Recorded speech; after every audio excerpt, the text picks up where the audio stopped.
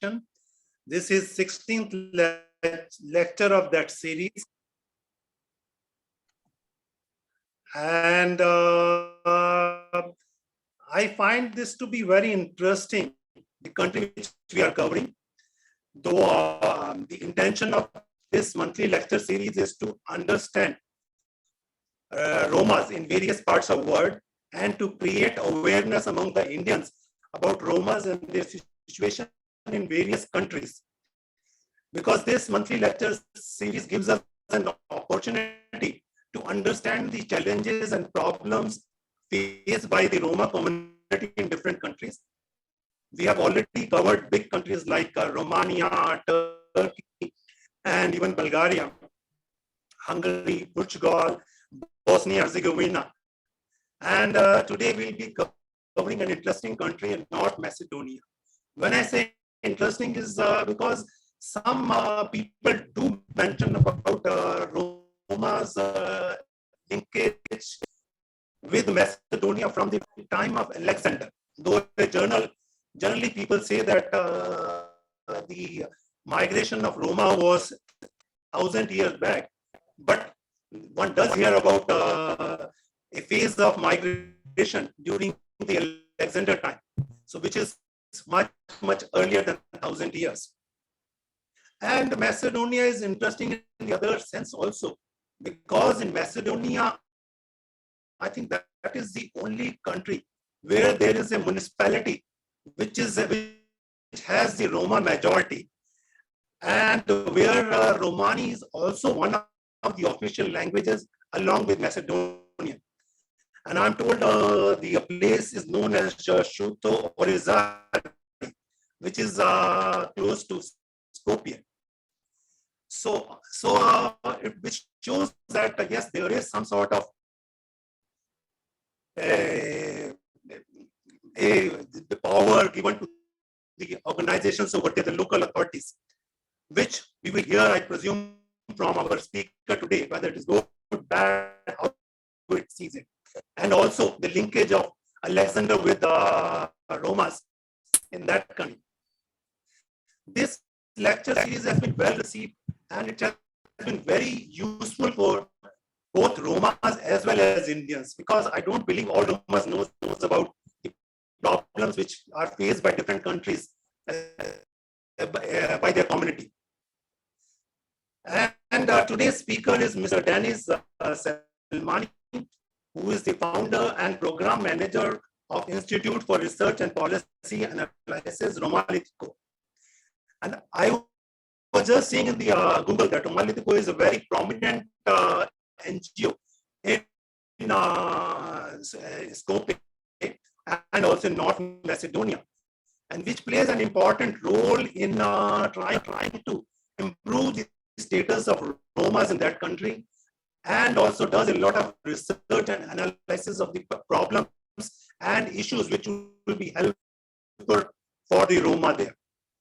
And what one other good thing about Macedonia has been that as part of the integration of Roma, there have been some successes which have been achieved in that country.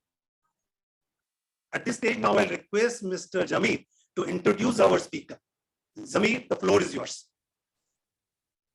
Thank you very much, sir. And good evening and good afternoon to all of you.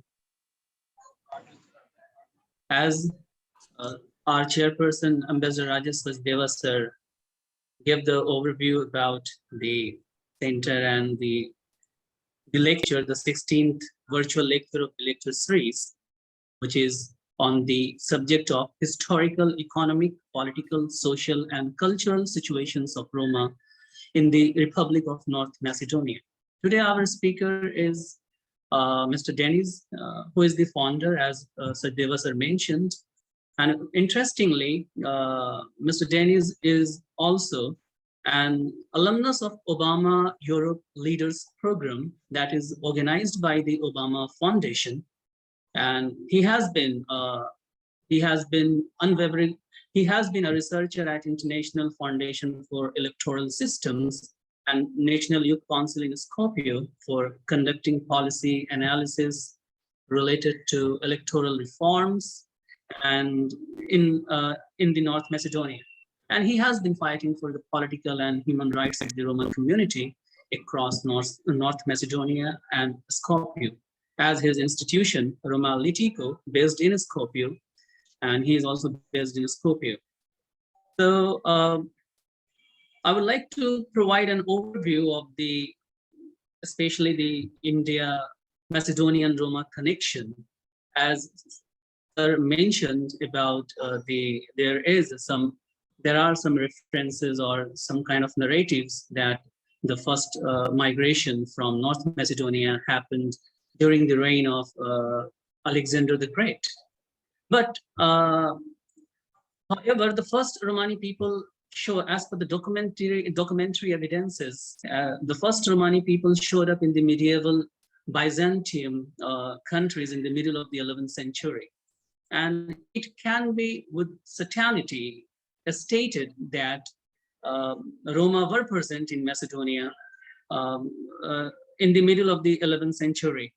And Roma were present in the Macedonia since the 12th century. Also, a large number of Romani people arrived in Macedonia during the reign of the Serbian king, Stefan Uros III, and during the 1322 and 1333. And according to Tahrir registers and the state almanac of Ottoman Empire from the 15th to 19th century, Roma lived in Macedonia.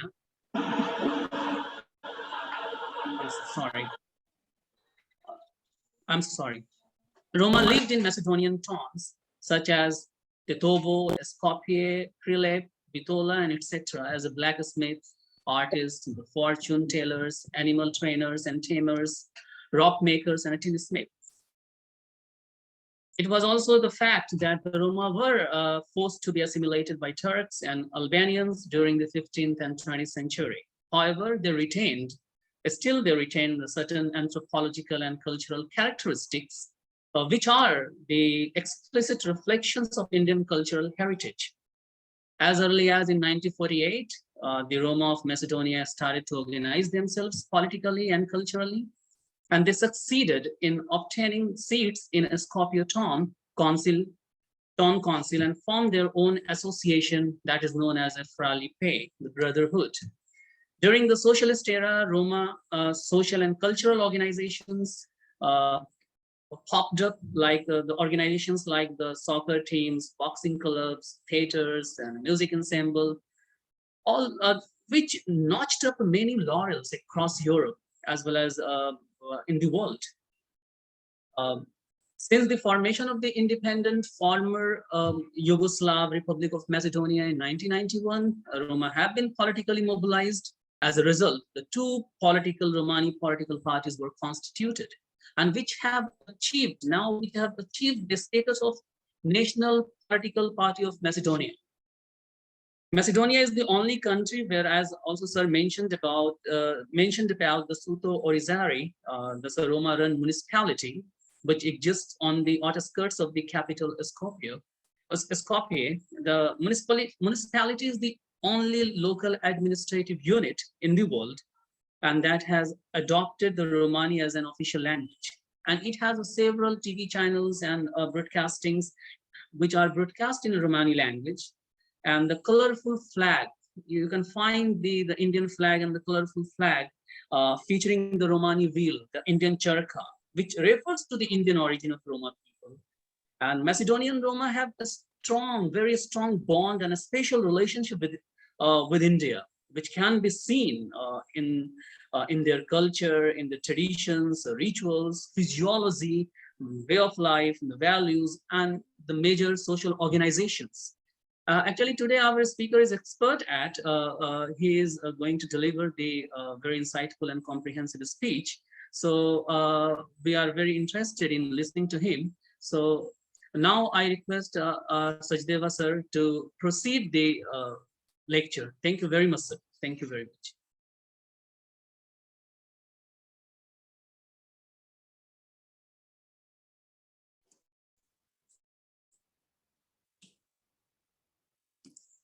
Yeah, thank you, Zameer, for the introduction. Now I would request Secretary General of Antarashtriya Sahyog Parishad, Shri Shyam Parande ji, to deliver his welcome address. Shyam ji, the floor is yours. Thank you, Ambassador Rajesh Sachdeva ji, and I heartily welcome all the participants to the 16th lecture that CRSCR, Center for Roma Studies and Cultural Relations, is holding online. I'm glad that this is the 16th and every month we are holding one. Though this started during the lockdown due to coronavirus, we are continuing this as the lectures are very informative and educational. So this is an important event for all of us, and we learn a lot through these lectures. Antarashtriya Sahyog Parishad launched CRSCR, which is supported by External Affairs Ministry of India through ICCR, Indian Council for Cultural Relations. The government wishes to understand the Roma issue in more details, though they have not taken a stand on that, but we are an important arm in Bharat, which brings awareness, creates awareness about Roma community spread across the world and more so in Europe. We every month listen to various issues, geographical, cultural, social, and political. I'm glad that today we'll be listening to issues, Roma issues in North Macedonia. India's relationship with that part of the world is more than 2 millennia. And Roma over there also feel for their connection or origin from Bharat or India that they call Badothan. So I welcome today's our speaker, Mr. Deniz Selmani, and everybody who is present here.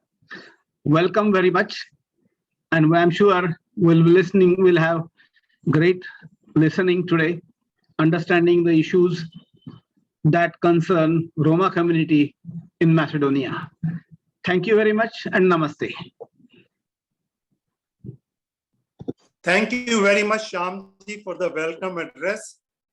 Now, I just wish to mention that I'm sure our speaker will cover the size of the Roma community in that country, because there are figures which say that the Roma population is anywhere between 6 to 12% of the total population.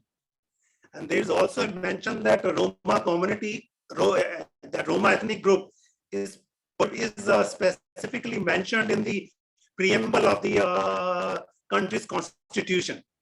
So these were two interesting facts which I thought I'll mention here.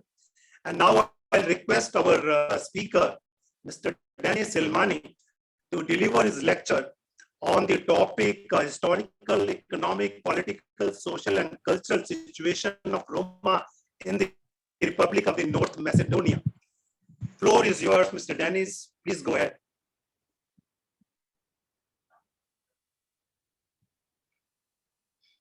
Thank you, Mr. Rajesh.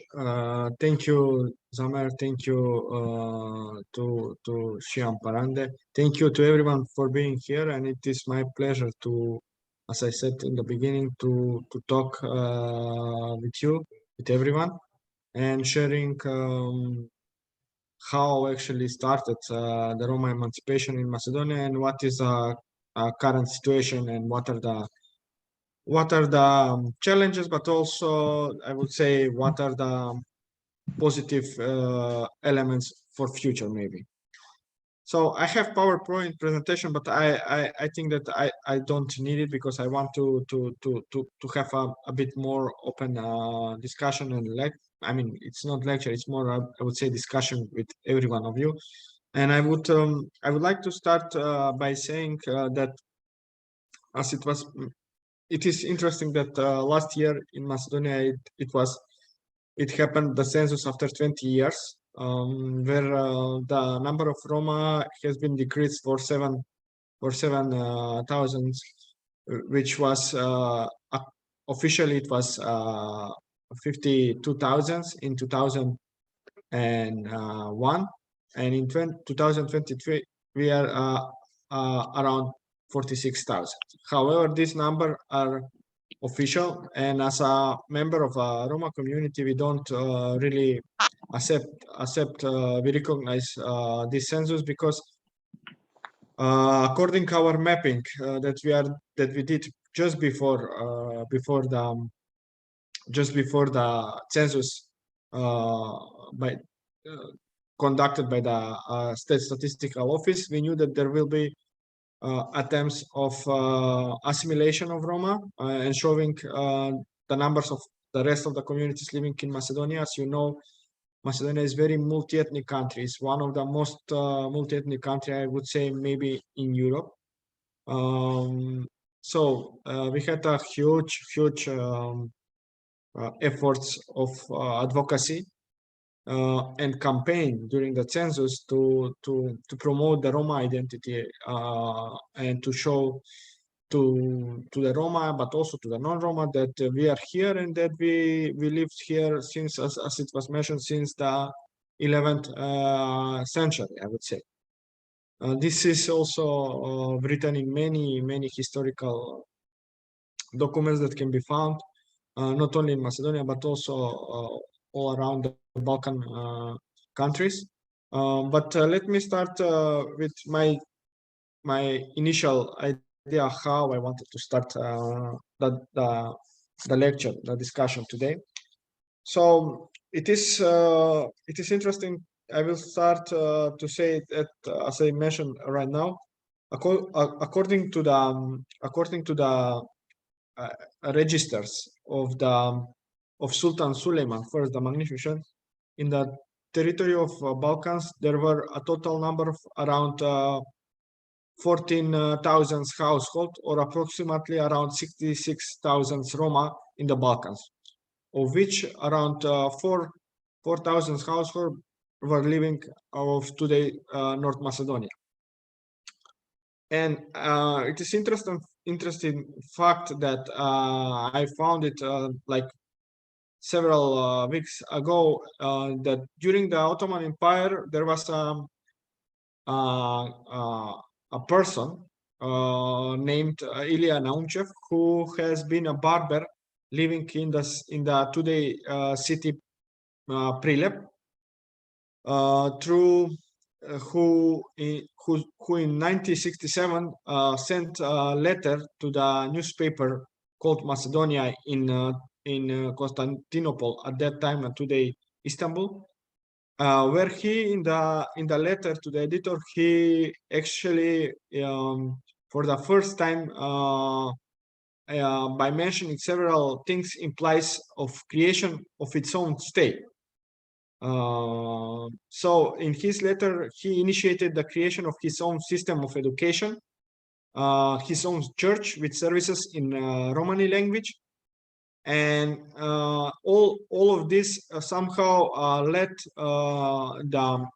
the public to understand that a Roma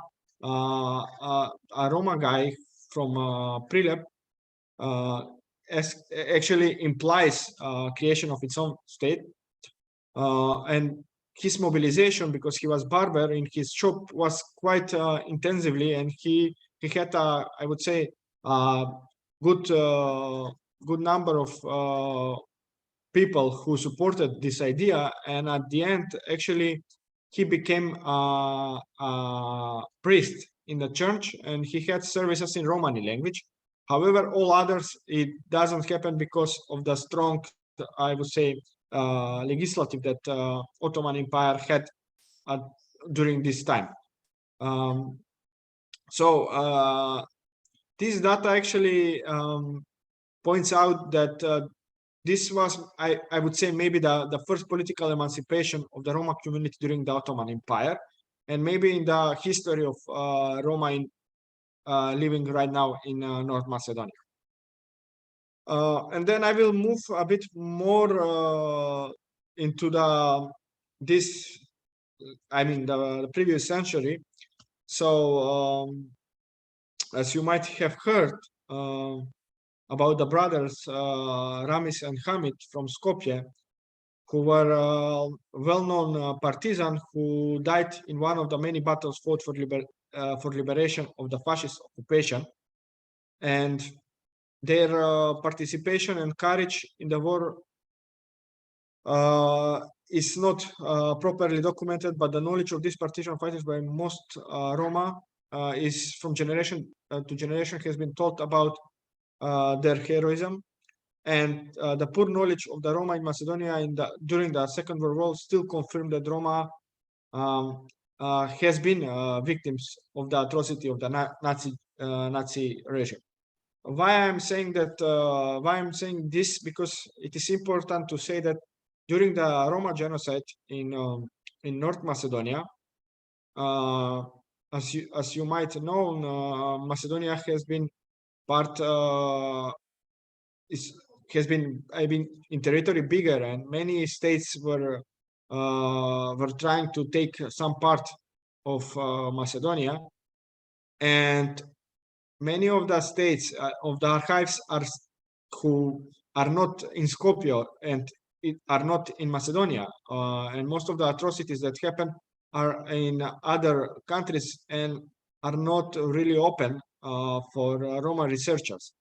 I'm saying this by my experience. Since last year, I have been part of a research team writing about the distortion of the Roma genocide in 12 countries, and I manage a team of 5 junior. The 5 researchers, and we ask for entering these archives and looking for documents and that proof that Roma from Macedonia also has been victims of the Roma genocide.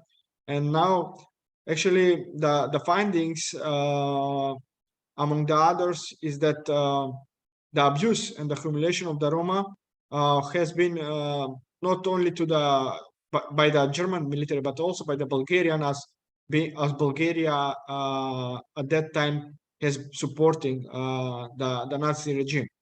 And there were many shootings in villages where Roma were lived, and many Roma women has been raped during the occupation. But also it is I would say it is sadly that in North Macedonia, actually, civil society from 2010 became more active and promoting. Remembering what happened and educating the general public, but also the Roma community, since in the historic books and in all others, in the curriculum or in the education, Roma and non-Roma were. It is only mentioned that the Roma were victims, but it is not explained what happened and how it came to the Roma to be part of the genocide by the Nazi German. Now I would like to move to also to for me, I would say maybe the the most important part of Macedonian Roma history, and because the emancipation actually, for me, understanding it starts from there, and it is related to a well-known Faik Abdi, politician, activist, also, and leader of the first Roma political party in North Macedonia. Faik Abdi was one of the delegated people who from Yugoslavia who participated in the first Roma Congress in 1971 in London. And immediately after he came back from London, as he was really dedicated to the principle and the values that were discussed, and I would say the strategy of the people, of the representatives who were part of the first Roma Congress, he advocated for Roma receiving the status of ethnic collective. And finally, in 1974, after the constitution of Macedonia has been revised, Roma gained the status of ethnic collectives. I'm speaking of for 1974, which is huge steps towards Roma emancipation in North Macedonia. And then also it is important to mention actually that the linguistic rights were actually served as a cornerstone of the identity politics of Roma in North Macedonia. Shaib Yusuf, together with Macedonian Krume Kepesky, in 1980 published a tirage of 3,000 copies of the first Roma grammar. So this is important because the struggle for linguistic rights continued after the cultural organization Pralipe succeed to raise awareness about the existence and the belonging of the Roma in North Macedonia. In addition to the organization Pralipe, Faik Abdi was the first Roma MP in the independent North Macedonia in 1991. And it is Faik Abdi is a significant figures for Roma, but also for the country, because wherever Macedonia speaks on Roma, community is speaking also about Faik Abdi as a founder of the Roma movement, I would say, in North Macedonia. So since 1991, with the independence of the country, Roma were recognized as a nationality, as any ethnic group living in North Macedonia during that time. And it is, as it was mentioned previously, because of an ethnic conflict between Macedonians and Albanians in North Macedonia in 2001, there was a change of the constitution, and in the preamble of the country of North Macedonia, the ethnic groups were replaced as being communities. I mean, the country now it is formed by the communities, but by not ethnic groups and majority. So this was a huge step also for Roma emancipation, but also for Roma being more active in our political life. And I will explain later during my talk why it is important this Ohrid Framework Agreement that was signed between the Macedonian and Albanian parties in 2001.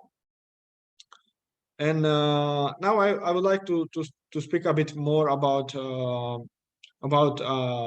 present and about different fields and what is the situation of the Roma, and also what are the challenges, and what is the what are the problems, I would say. So if if you have, if there is any question, please let me know, so I can just stop and continue later on with my presentation. Okay, then I will just continue. So as you might know, Macedonia during, I would say after 2000 in 2005 became one of the signatory countries that that signed a Roma Decade 2005-2015, which was plan that aimed to close the gap between Roma and non-Roma in several fields.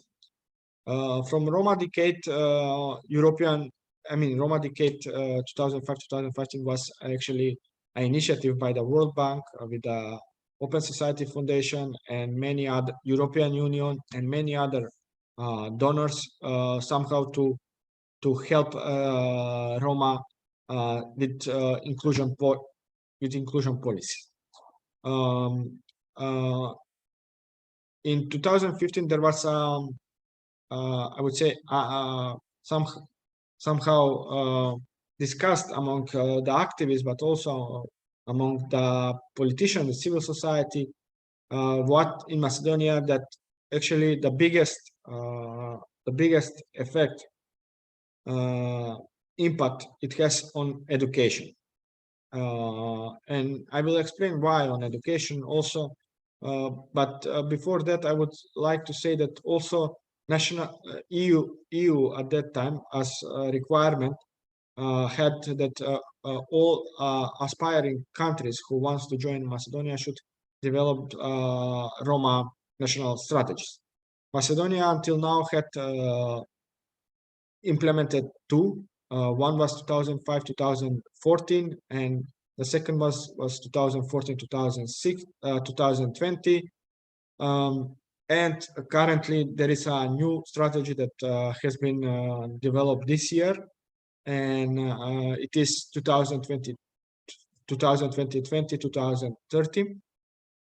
And it is part of the EU Roma strategic framework, which is somehow given some instruction on how and what should the national strategy have inside in terms of also this all these strategic documents, I would say, have also national action plans in several fields and national and local action plan. So all these somehow are contributing and are trying to improve the situation of the Roma, not only in Macedonia but also because this is a more, I would say, Western Balkan approach of EU, how to provide better inclusion policies for Roma. And then on political representation, I mean, I will talk at the end. I don't want now to mix up many things, but I would speak about the current situation first in education.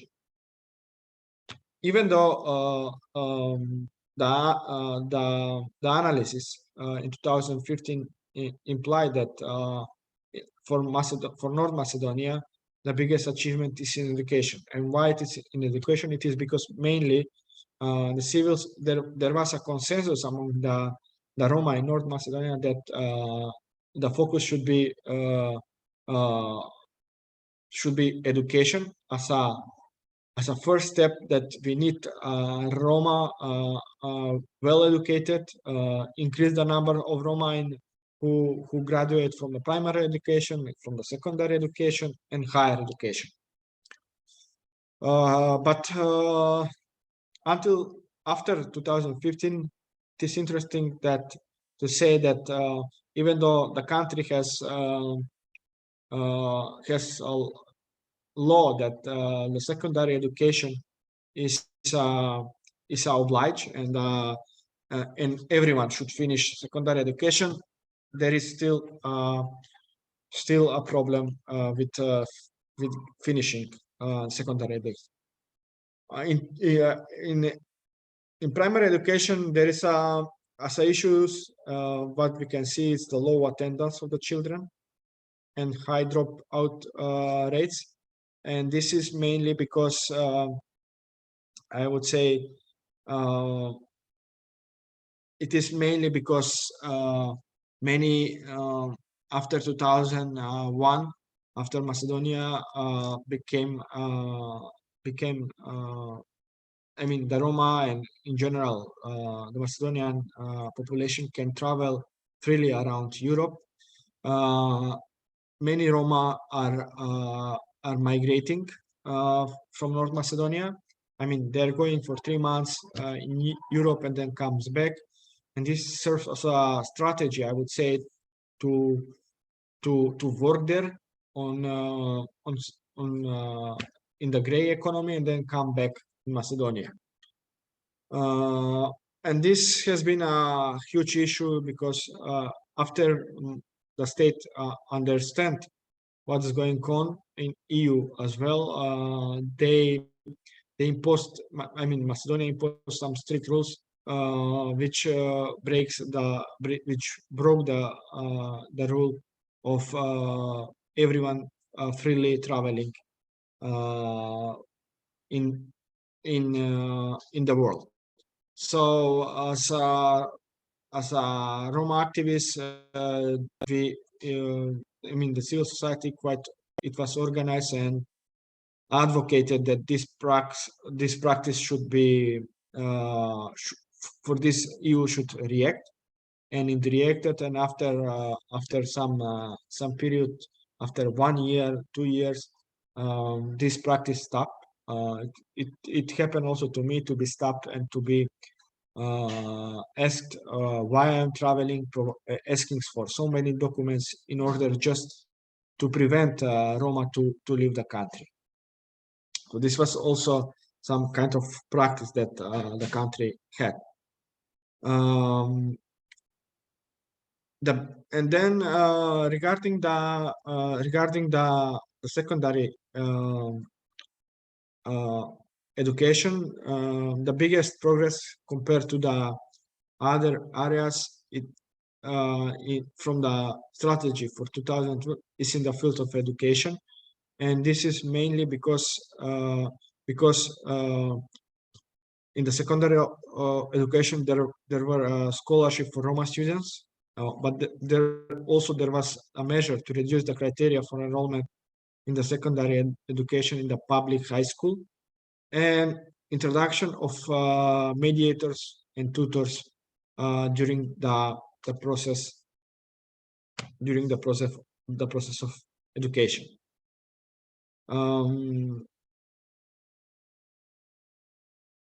In also as a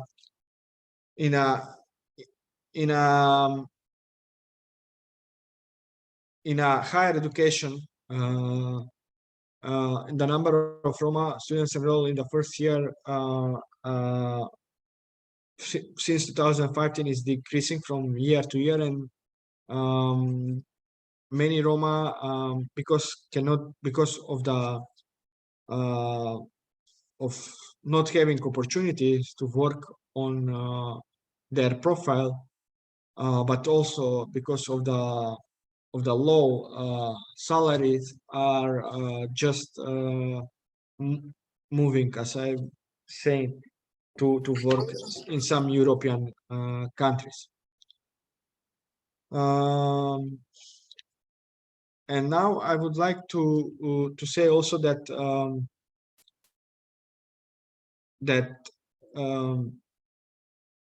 in the primary education, on average, there are around 1,500 students are enrolling in the first grade, and while in the ninth grade, on average, just 670 students are enrolled.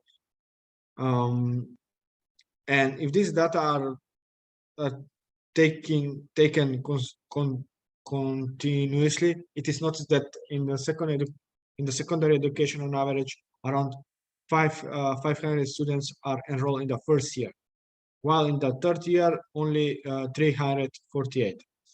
Also, why the biggest achievement it happened in education in North Macedonia?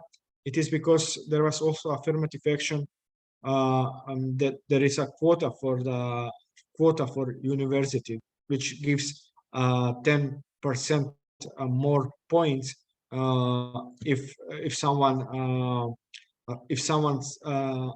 Roma is enrolled in university. However, this quota often is misused by non-Roma, and there is not a system on how the country should prevent this, because the right of declaring by individual is something that cannot be regulated. This is really problematic, and as member of the Roma community, we tried several systems, like giving a recommendation from a Roma civil society organization, but also it is difficult to stop these malpractices, I would say. In terms of employment, there is a huge problems. There is a very low labor force participation of Roma, and there is a huge high unemployment rate, which means very low employment opportunities for Roma, especially of a bit older Roma. I mean, who don't have education, and who are really much in their 50s, 60s. On average, about 3 to 4% of Roma have been beneficiaries of active employment measures in the last few years. These measures are specifically designed for Roma. We have advocating for this for so long, and finally we have it. These measures are different. There is a special measures for entrepreneurship for Roma, but also for internships and etc. That somehow it should help Roma to be very well integrated in the labor market.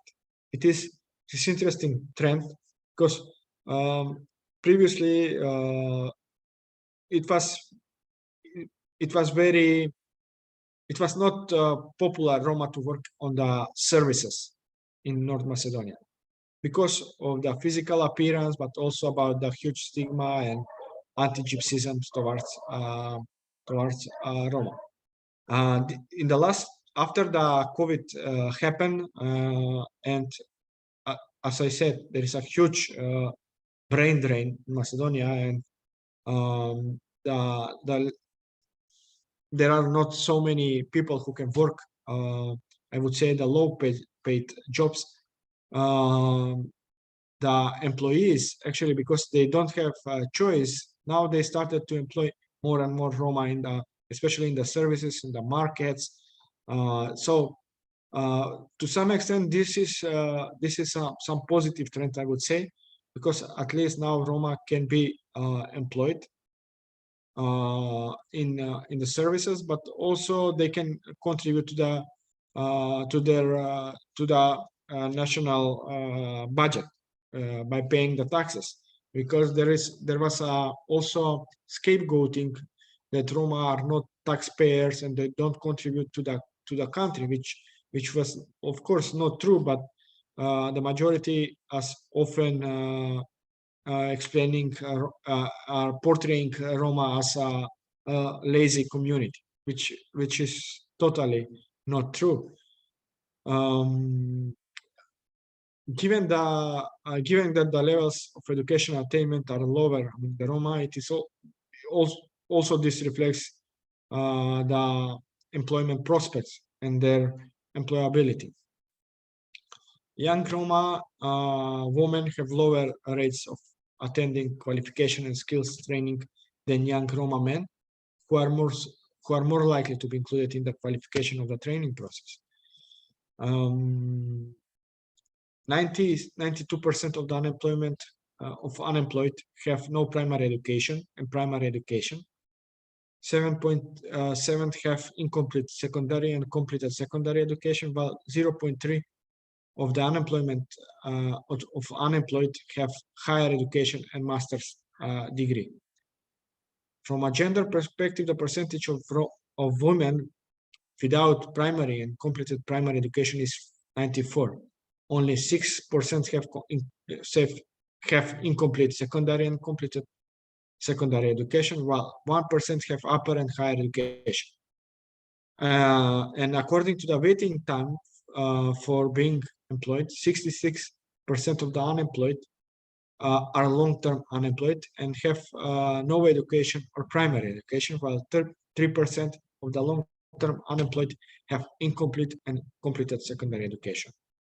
So these are some kind of percentage that I wanted to share in order for everyone to understand what is the economic, how the economic sides works in North Macedonia when we speak about Roma. And the COVID-19 pandemic had a significant impact on the Roma community. A large number of Roma were formerly employed, were fired or received part-time contracts, and many Roma entrepreneurs closed their businesses, and informal traders were unable to sell due to the large number of restrictions that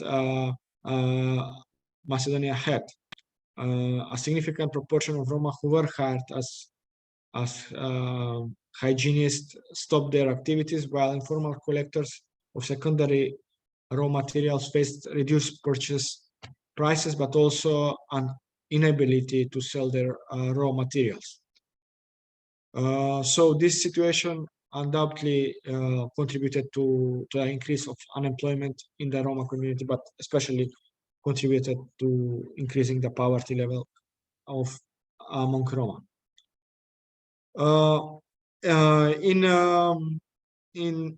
In the field of housing, Roma as a group often live in underdeveloped or poorly developed settlements, facing numerous challenges in their daily life.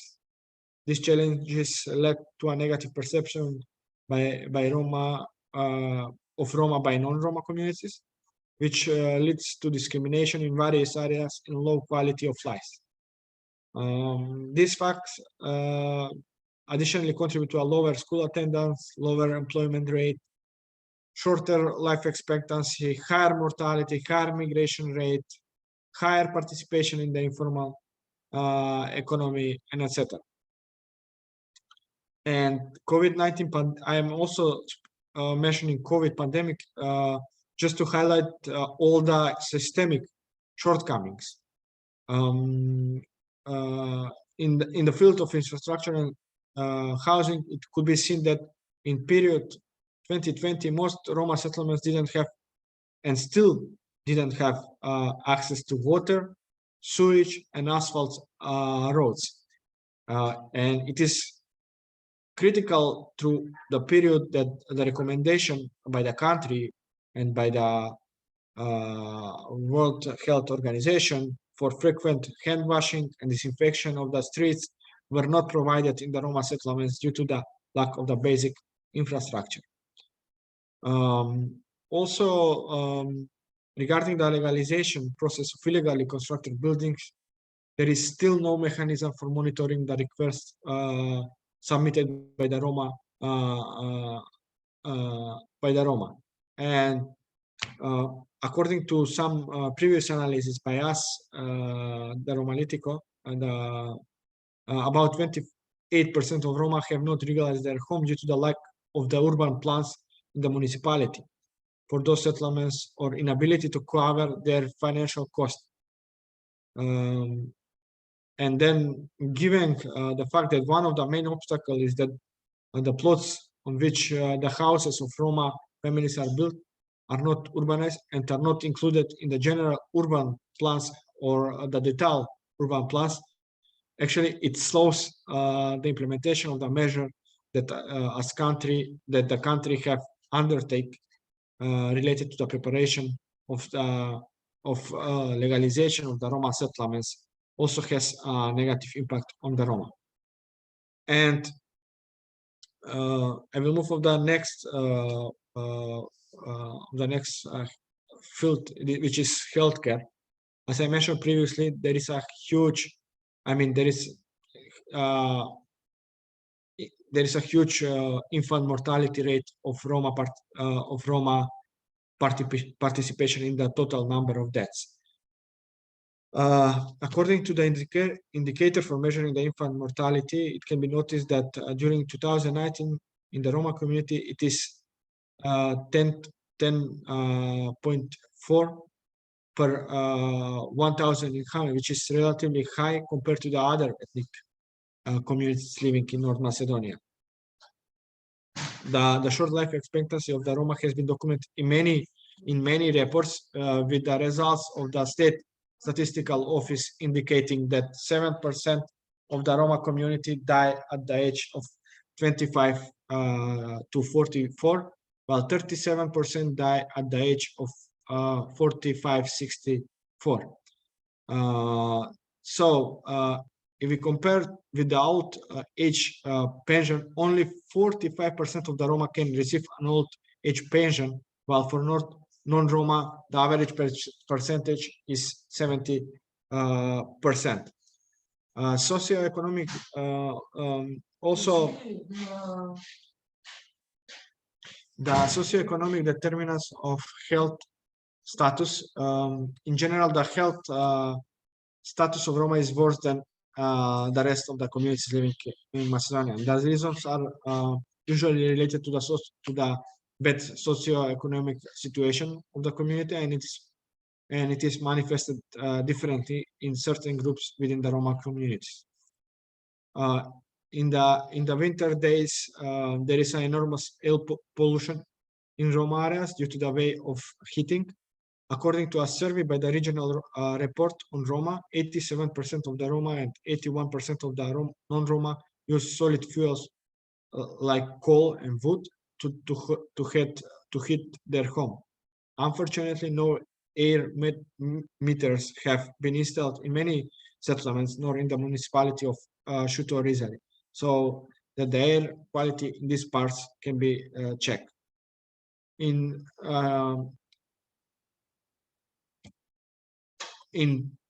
terms of the challenges that we are facing in Roma culture, I would say there is a insufficient representation of Roma employees in a cultural institution. Also, insufficient financial resources for the affirmation of the Roma culture. Roma language is on the verge of extinction due to the lack of staff and lack of opportunity for learning in the educational system. There is also lack of cultural content related to the Roma in the non-formal education. And assistance is needed from the media to affirm and articulate the need to improve teaching in Romani language and enrich the Roma culture treasury by supporting projects for printing books in Romani language and professional literature use in teaching Romani language.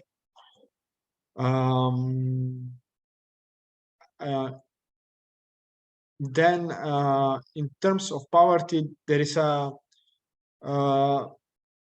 as a challenges, it can be seen like this, as I mentioned previously, systematic and long-term measures for street children, establishment of system for the homeless and the local. There is not such thing.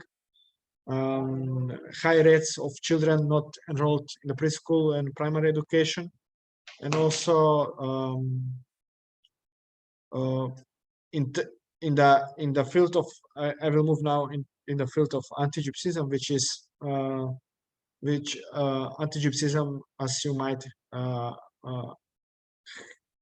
know, encompasses much wider range of discriminatory expression and practices, including many indirect or covered manifestations. So anti-Gypsyism can be seen as a specific racism towards Roma. And I would like just to mention some data from the latest Balkan Barometer regarding the attitude towards the Roma. So, according to the survey, 23% of the population doesn't feel comfortable working with the Roma. 25% of the population do not feel comfortable having their children go to school with Roma children, while 38% do not feel comfortable renting to a Roma family apartment or house. And hate speech against Roma is present in various forms in public discourse. Even politicians sometimes are using in order to build I would say support by the non-Roma. Having said all this, actually comes as I say, that currently what we have, what the Roma community is facing, it is populism by the mainstream political parties, but also underrepresentation of the Roma in the political life. And me as and the organization as a part of a movement of the civil movement, so-called Avaya, trying to somehow build to mobilize the community, to organize the community in order to come together to build a unity among the Roma in North Macedonia, because the political system in North Macedonia, it is quite specific, and it is preventing Roma to be organized politically, I would say, because Roma are spread in all the territory of North Macedonia, and the current electoral models, which is it is 6 electoral units. Somehow it prevents Roma to communicate and to bring in one place all votes, because the system, it is divided in 6 constituencies, as I mentioned. And then also there are so many political parties, ethnic parties by the Roma, which is somehow dividing the votes, and this is I would say problematic right now. And what we are trying to do is actually trying to build a movement that will somehow bring all others, I mean all the political parties together in terms to build a collective power, and to be, I would say, better politically organized. So I will just maybe stop here and try to take some question if there is some question. I don't know how specific I was, but I'm open to any comment and any question.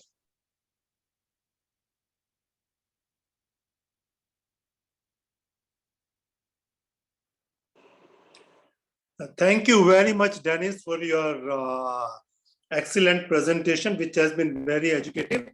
I just wish to know whether the Ohrid Accord, does it have any beneficial points for the Roma community? Sorry, I couldn't hear you well because it was The Ohrid the connection, the internet connection. It is a bit, and I cannot hear you. If someone can repeat, Zameer, maybe you, if you heard, or someone else.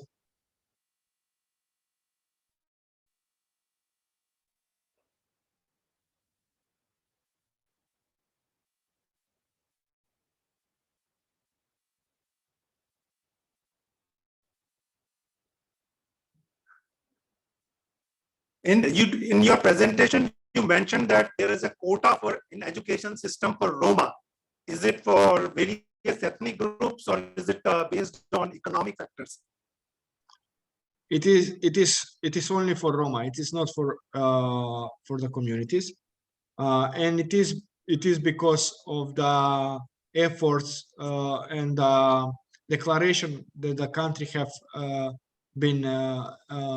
I mean, the obligation that has been taken by the country for inclusion of the Roma, and this is also part of the law for education. So if I understood you correctly, the question.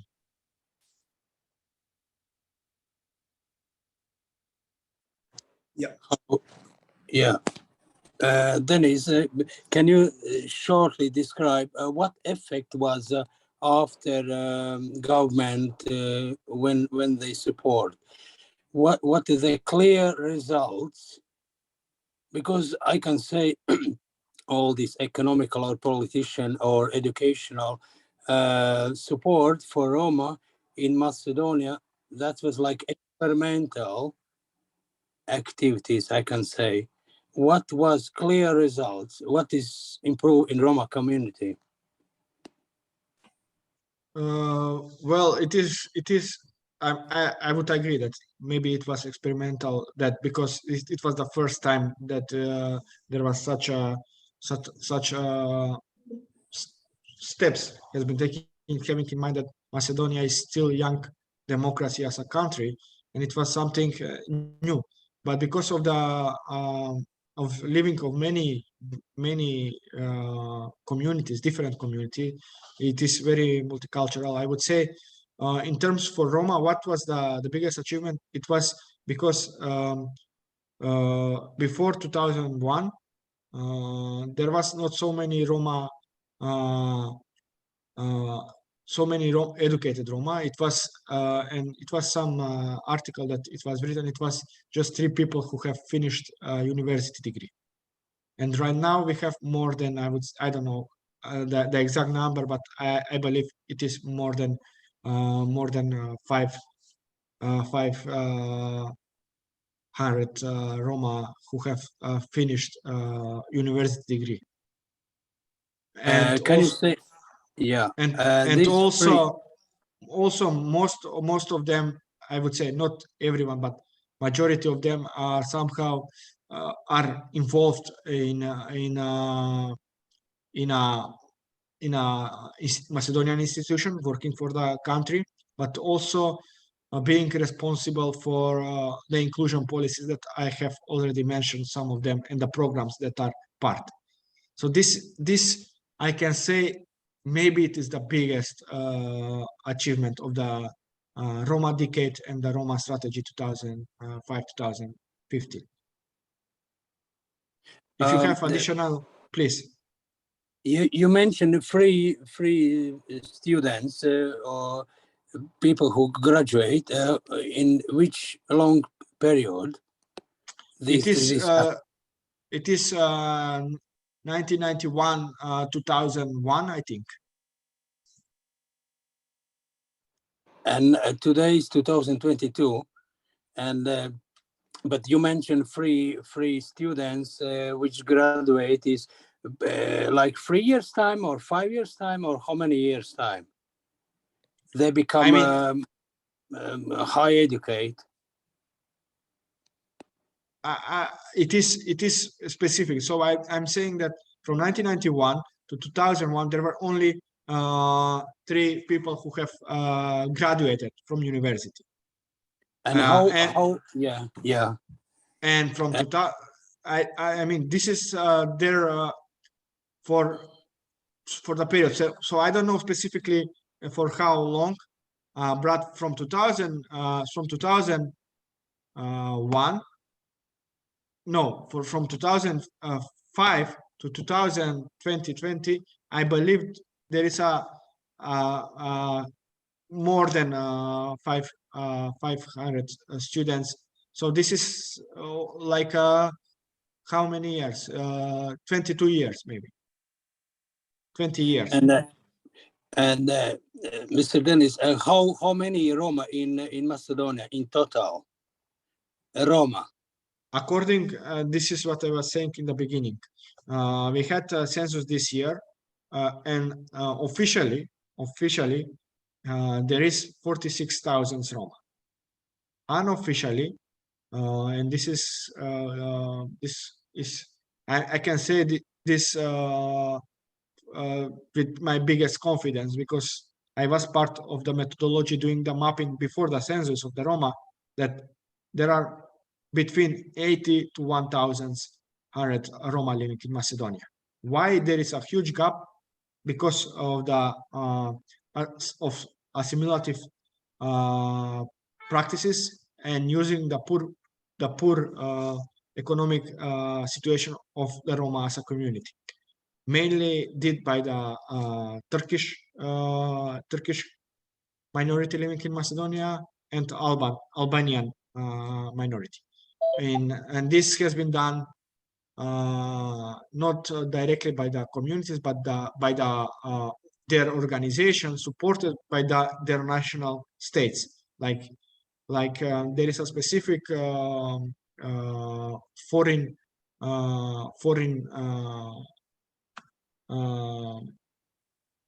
organization that helping the Turks in Macedonia, but we have been seen this in the field directly, because we have our own structure as a movement, I'm part of a civil movement where we have this documented and also presented to the institution. Unfortunately, nothing has happened. Only some of the census takers were sanctioned; they were taken out. But this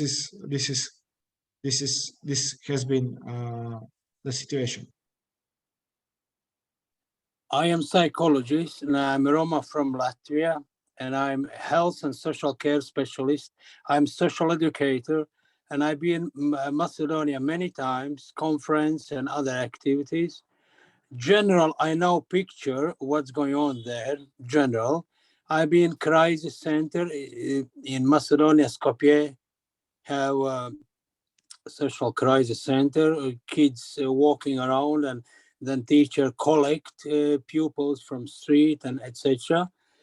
And I've been as SOS village, or how call this one, special organization. Yeah. And then I've been Roma ministry or department of Roma in Macedonia. But I feel from what you described, that I feel, it's not your words, it's my words, that Roma is separate from government, and Macedonia just fighting or try to pretend be nice for European Union, and Roma live separate life, separate opinion or separate whatever. They separate from government, and I think, or it's too much Roma organization, and they don't work together. It is what I feel. They fight each other and they forget they work for Roma. That's the problem. They try to be very nice for European, and they try improve themselves.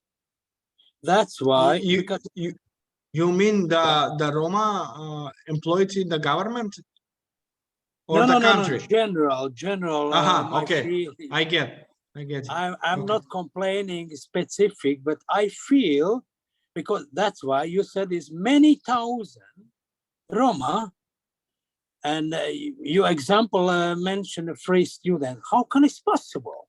At least 1,000 must be. That's mean government is separate world and Roma community is separate. They don't overwork each other. And if there exist Roma communities, they improve them, their image themselves. I'm psychologist. I work with mental people every single day in London, 12 years in Latvia. And I think there is too much narcissism. You know, they look their own pockets, whatever, you know. That means this politic in Macedonia, I can say, is just fake. Why? I can compare a little bit about Latvia. Latvia is not better, but my general question covers after effect. What is the results? Okay, I'm not the person who will manage or control money in and coming out and blah, blah, blah. But in Latvia, since 1991 till today, was many activities, up and down, up and down. Of course, George Soros invest lot millions and blah, blah, blah, was many projects and blah, blah, blah. And then the ombudsman, how call this, right organization, he investigate this situation, how was spending 1 million euro. 2017, he said this 10 or since 1991 until 2017, 1 million euro for Roma community was spending, no results, no effect. But I remember I was part of activities, education, social projects, government projects, discrimination, hate speech, and etc. Was a lot activities in Latvia country. I've been there many times where Ministry of Culture, Ministry of Integration attending, and there was special workshops and etc. But 2017, how call this one, about human rights in Latvia. Ombudsman, yes. Yes. He writes results. He said 1 million euro for Roma was spending just no effect. Can you believe that? Up around 20 years time. That's mean, but in Latvia officially registered 2003 was mentioned in one research was mentioned 40 Roma or Gypsy, because in Latvia use word Gypsy. Roma Gypsy is equal means and is equal word. Was 40 Roma with high education, teachers, social workers, or blah blah blah. I'm only one psychologist in all country, and I'm a health and social support worker in Latvia. Only myself and social educator. And in Latvia at that time was mentioned like 7,000 till 13,000 Roma in totally. That's mean 3-4 times less than in Macedonia. Look, less number Roma, but 40 high educate with university degree. That's mean somehow. Sorry? Video on. Rajesh, I'd like to ask a question. Yeah.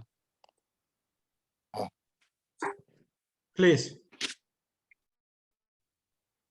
Hello, Rajesh.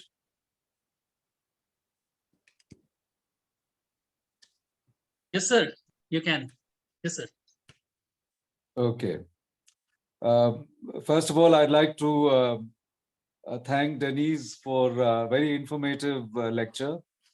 and you've given a very detailed presentation on how Romas in Macedonia have been historically prejudiced, discriminated, subjected to even ethnic cleansing, and how even in the present times they continue to suffer, below normal, below par socio-economic lifestyle. Their access to housing, their access to jobs, their access to education. Some bit is improving according to your presentation because of there are government programs, probably not adequate, not sufficient, given the historical prejudice and suffering that the community has endured. Now, the question that I'd like to ask you, Deniz, is how do you compare the situation? I know Romas all across Europe are not in a very dissimilar boat. I mean, they continue to be discriminated. There are prejudices against them in almost all countries where they live.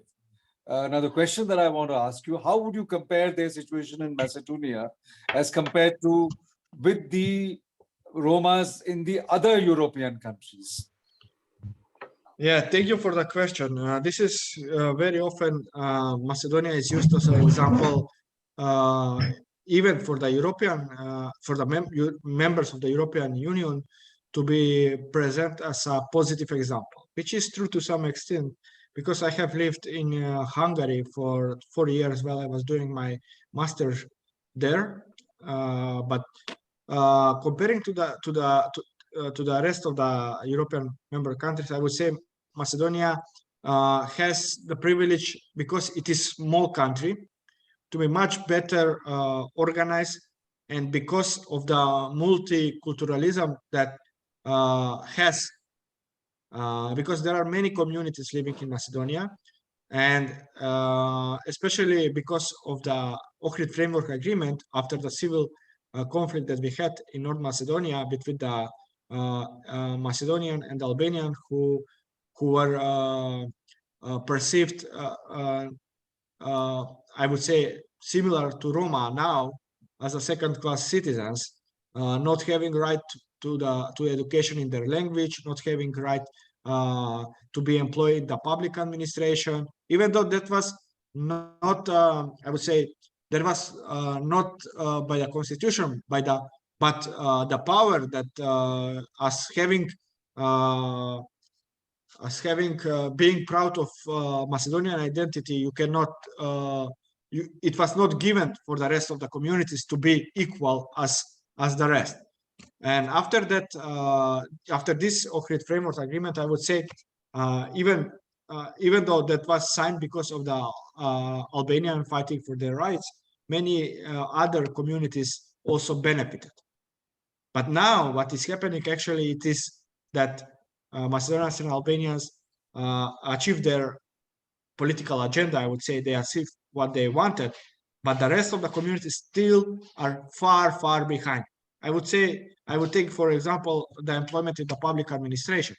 By law, we should be, Roma should be 2.66 employed in each institution, part of the government, but also part of the local municipalities. And then after 20 years of the implementation of the Ohrid Framework, we have only 1.3, while all others, even some smaller communities, achieve the number what was proposed by the quota, because in Macedonia everything is according to some percentage, and we still. And previously it was saying that because we don't have enough Roma educated who can be employed in the public administration.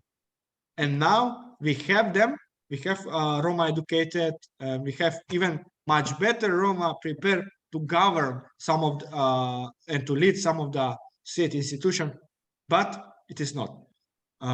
Even though we have, even though as organization we are we are following the employment in the public administration, because this is an open process, and you have access to see, because right now there is we have some kind of tool, so-called balancer, which somehow from each institution, when there is a employment opportunity for some institution, it mentions which community member should be employed. And even though when there is a for Roma specific position, non-Roma are using this position to be employed, but not Roma. And then we have been following, and now what we are trying is we agreed some kind of collaboration with the government, partnerships of developing Roma program for employing 100 Roma, young Roma, in the public state institutions. Now we are in the process of developing the concept for such program, which will be provided training from the employment agency for public administration of North Macedonia. I mean, I must agree with the previous speakers that even though there is a huge involvement of financial resources, but also human resources, I will say, because of the, I would say, of the previous historically persecution and discrimination practices that have been not only by the individuals, but also by the systematic by the state. It prevents Roma to be very well integrated in the Macedonian society. Even though, as I said, Macedonia is used as an example to be provided because of Shuto Rizari as a only, it is, and this is very wrong, that it is the only administrative where majority of Roma are living. It is maybe the first, but it's not the the only one, because we have right now in Czech, in Slovakia, in Hungary also municipalities led by Roma, where majority of Roma are living. I know for Slovakia, because I have working on research, that there is 80 Roma mayors in small communities where majority of Roma are living, and they have their own way of leading the administrative units as mayors. So in terms of this, yes, it is Macedonia to some extent it might be seen as a positive, but it is not that pink, I would say, color as it is maybe presented by the government officials, even though by some Roma who are working for the government officials. Thank you. Mr. Dabas, you have some question? Good evening, sir. I have no question, but I want to inform that I almost lived there for 1 year, and every Sunday actually we used to visit Skopje. I was posted in Kosovo in UN police, and I was a station commander of the border police. That is Henry Alegi, or that is called as a General Jankovic. It was under Kachanik police station, and the Skopje was only 20 kilometers from there. So for almost, I traveled all of the Macedonia. It is a very beautiful country. No other country around that, because I was in Kosovo, so it was far better than Kosovo. The city of Skopje is a very modern city, and it was a totally different from city of Kosovo. And Ohrid Lake is a very famous lake there. It is the biggest lake, I think, there. And another city was Titove. We used to go there. At that time, I used to meet the Roma friends there. At that, this is about 22 years ago. I'm talking about 22 years ago. They used to sell the articles on the bridge of the river. There is a small river going through in the city center of the Skopje, and most of the Roma people I came in contact, they used to sell things there and also using some musical articles. There was a function on the riverside. It was an international function that was a music sans borders, music without borders. I attended it and I made many friends there. But it was a very nice experience, and I can surely say at 22 years ago, Macedonia was called Macedonia, and later it was called North Macedonia. But it was better than any surrounding city for Romas. Roma, the condition of Roma was better than Roma of Kosovo, the city of Kosovo. I can say this. I still miss the Skopje is a very beautiful city. Thank you very much, Mr. Dabas. Punita ji, you want to have some comments or question? Yeah. Yeah, I also wanted to echo this sentiment that he just said. I think the happiest Roma I've ever met were in Macedonia. There's obviously a thing about the environment that's there. But I also, Andres had posed a question about solidarity and fighting between Roma organizations. And I think this is a real issue, because if everybody got together, you'd have a much stronger voice. And in Macedonia in particular, you have so many organizations. So what is why is it so problematic for work together? Okay. Deniz? Yes, thank you very much for the question. True, there are so many organizations, and currently there is I would say, somehow it is different approach by different generation of how things should work, and this is, I would say, maybe the main reason why we still not have reach common agreement on how the improvement of the situation of Roma should look like, and what are the steps taken. I can say for several organizations that are part of the civil movement, so-called Avaya, which means we are coming. It is a young movement by young people who are working in four organizations. Why I would say it is also, it is because it is perceived by the older organization that the new generation who came with more creative innovative tools somehow take their space, and because of this we have also misunderstanding, but also because of some mal practices that has been done by some organization. It is also about principles and values that we should have it when we establish partnership and when we work with someone. And we believe, I believe personally that the principle and value should be on the first when we agree on some basic rules on how we operate and how we work together. And sometimes some of the leaders of the organization cannot agree with some of the principles and values that should be part of our mutual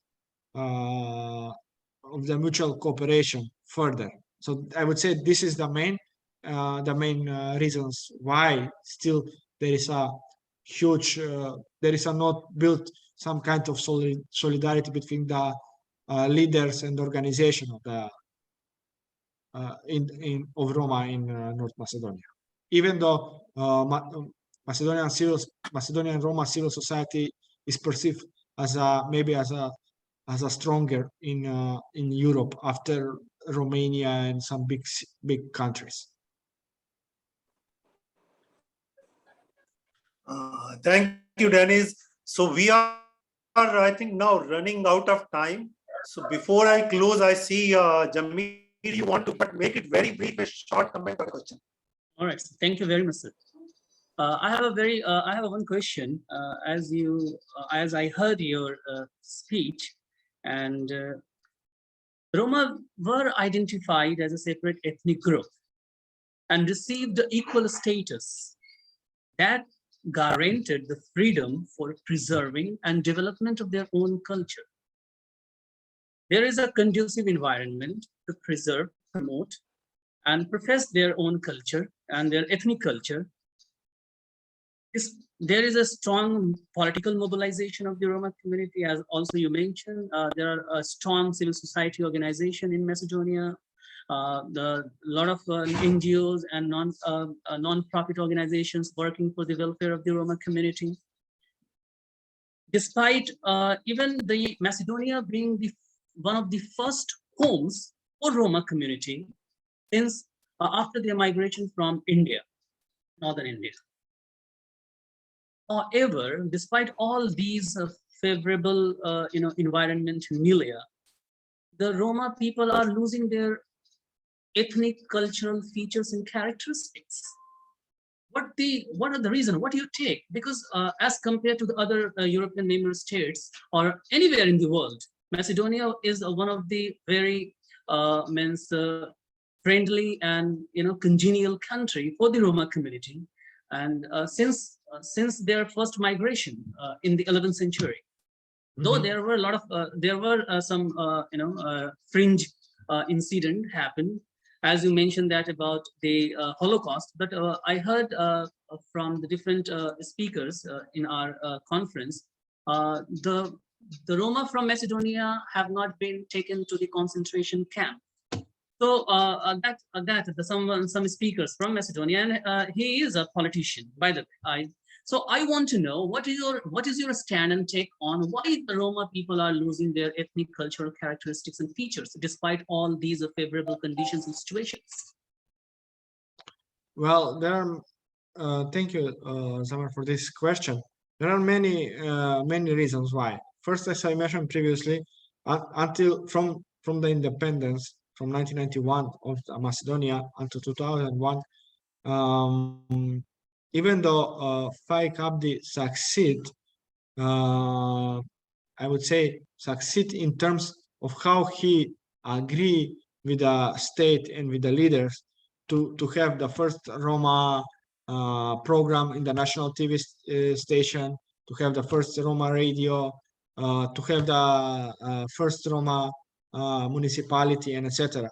He was very smart as a leader, even though he had some huge education background, but he succeeded. And later on, after he somehow passed his role as a leader of the political party to the rest of the politicians who came later on, there was not capacity to preserve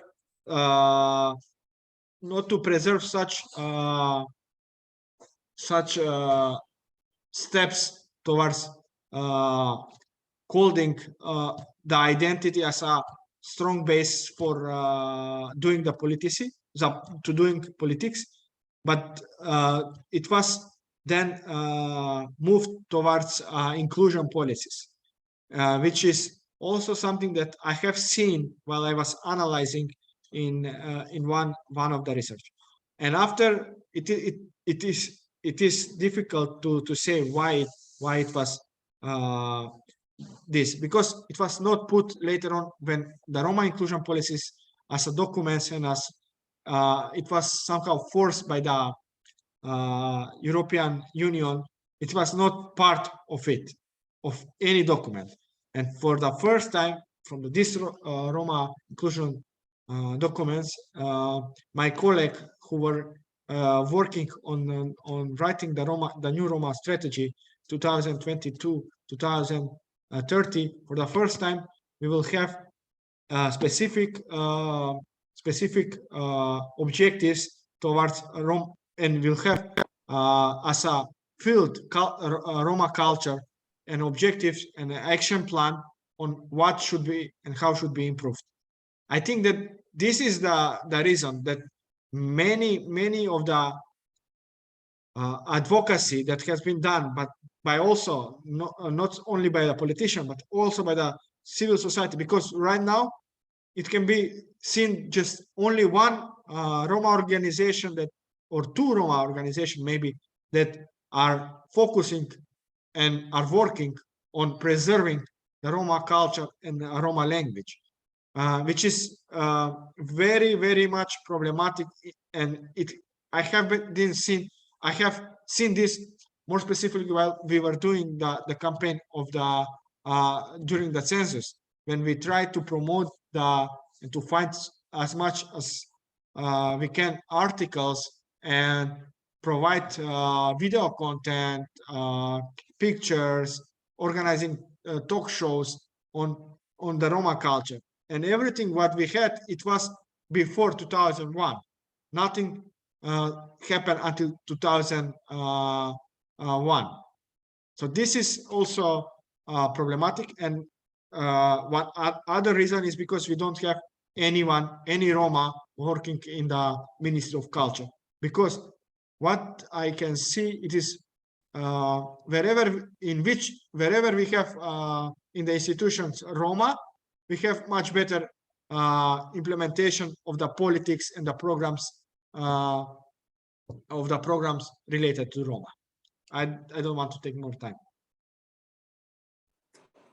So thank you very much. I think now, since the time is, we have already gone beyond the time. So we'd like to close the conference. And I would like to thank Mr. Deniz for a wonderful presentation, wherein you touched the historical aspects of Roma in the North Macedonia, the challenges and how they are facing these challenges in the field of education, housing, employment, as well as medical.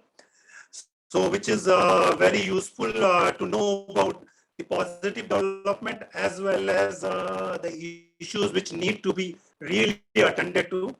And thanks for sharing ideas how these could be handled, and the problems like how the community should be come together to deal with all these issues. And thanks for the participants for taking time out of their busy schedule to attend this conference, and also for the members who have given their very useful comments and shared their opinion about the situation of Roma in North Macedonia. And it was pleasure meeting you all and seeing you all, and we look forward to your participation in our future monthly lectures. And also we would look forward to your suggestions on how to improve the system of reaching out to Romas all over the world, and also how we can create greater awareness about Roma's issues, not only in India, but various parts of the world. Thank you very much. Namaskar. And with this, we close the conference. Thank you. Thank you, everyone, for being present. Thank you, Deniz. Thank you, sir. Thank you. Yeah, Thank Ramanayak you. ji. Thank you, Ramanayak ji. Thank you. Thank you, Thank you, Praveen ji. Mr. Deniz. Thank you, Mr. Deniz. Thank you, Mr. Mendes, for your interesting comments and very useful comments.